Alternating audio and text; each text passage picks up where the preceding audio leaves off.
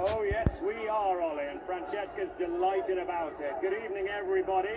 So we've got Major Paul at the back there, who's the bandmaster, who will key in a second. John Park is ready with his beautiful voice to entertain the crowd here. And the crowd is bigger than I expected, actually. I thought it might be down. It felt a bit subdued on our side.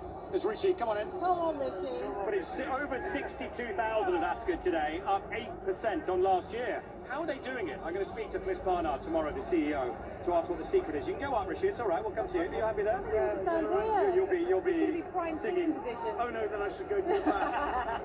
You'll be singing solo. I just want to say a thank you today because it has been fiercely hot, hasn't it? We have runners who look after us on the podium and everywhere. Ellie, Emily, and Zach have basically run a marathon today in 32-degree heat. Hero steps, and they've done for us, looking after us. So thank you guys.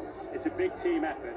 This. Right, let's reflect on the day. Brian Gleeson, I'll hear about the Murphys in a second, but first, it's been absolute bedlam for the punters today, in contrast to yesterday. 5 winning favourites yesterday, only 2 this afternoon. We had Edigal Diamond, took off, 7-4 favourite last year. Finished 4, £2 higher this time round, but was still sent off 3-1 favourite. Such was the confidence in the Willie Mullins camp. This was the day, and was a Ryan Moore masterclass. Money collected, and then obviously Amerlock for Rafe Beckett, but after that it was downhill all the way for the punters. So what we won yesterday, we get most of it, if not all of it, back today. How much do you enjoy the Coronation Stakes? That, for me, from an Irish point of view, as Kevin Blake alluded to, that was sensational for one man, for the trainer, Joe Murphy, training Jessica since 1977. As he said, 50 years of toil, 50 years of the labour of love. He's a horseman supreme. Bought this filly for 50,000 at the Tattersalls Ireland September sale. Beautifully bred. As he said, if she was a hand higher, he wouldn't own her. But that's the beauty about this sport. Everybody has a chance. And the Sire Australia, what a year he's had. Derby winner, Coronation winner, just goes to show you. If you breed the best to the best, you have a chance. It's been lovely with the love shed a little bit today, hasn't it? With that winner and a big prize as well, and then Time for Sandals for Harry Eustace, a big prize winner there. And the smaller operations getting their moment in the sun. They're taking on some massive teams of owners, trainers, big name jockeys. But to get that big winner here is amazing. And for Gary Carroll as well. His dad was, for people watching and that were reminiscent yesteryear, his dad was a wonderful jockey, Raymond Carroll. And this lad, Gary Carroll, he can ride really, really well. That was magic as well. So it was lovely to see everybody having their moment in the sun. Well, let's go down the line. Jason, you're next. You're going to have to be quite quick. We've only got a couple of minutes before the music starts. Highlight of the day. I think the Eustace team, isn't it? The way that they have, well, punched well above their weight throughout the week. No matter whatever they ran, they were competitive. They're arguably unlucky not to get one more on the board. And 2 Group 1 winners in a week. Your family here as well. Tess beaming, big smile for her. Keep her away from the bar tonight. She'll be flying this evening. I think keep an eye on Venetian Sun, who won our first race. She looks like a lovely individual, and they might be aiming towards the Guineas next year. You too? We visited the village today. The village enclosure was jumping, let me tell you. It was a fantastic, such an amazing atmosphere. We were dancing, and also because it was... That boy can dance, can't he? I was very proud. And because it was Armed Forces Day.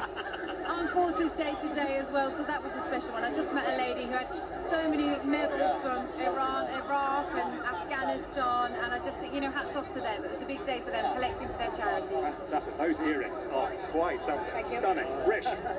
I loved You Baby. That's going to be the song we're going to sing in a minute. Go on. was it? Oh, one of my favourites. I can't, my voice is struggling. I went into today thinking that Zaran might be a star. He was put in this place by Amerlock. I think that race is going to work out really well in the long run. I love the fact that Rafe Beckett said before the race that unlike some characters, he doesn't like to boast how smart he is at home.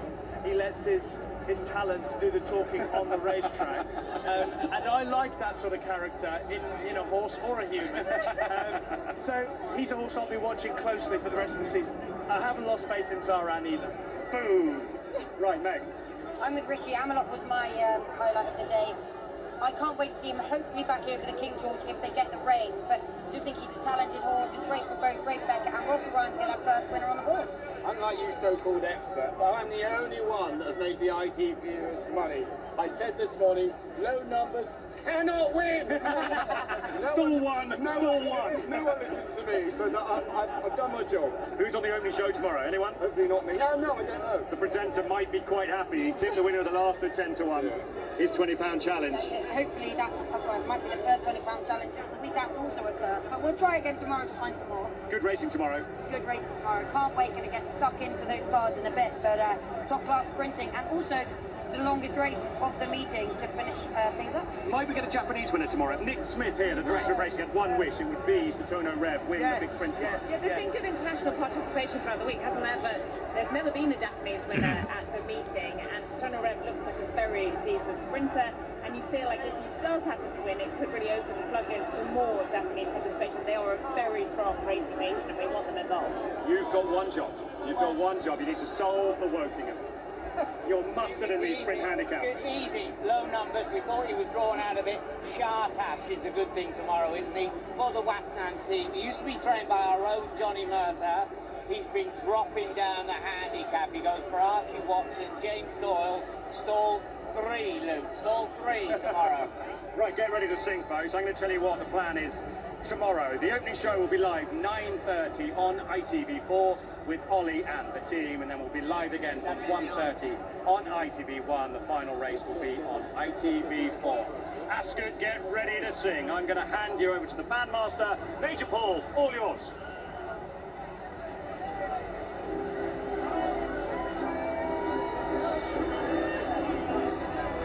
You're just too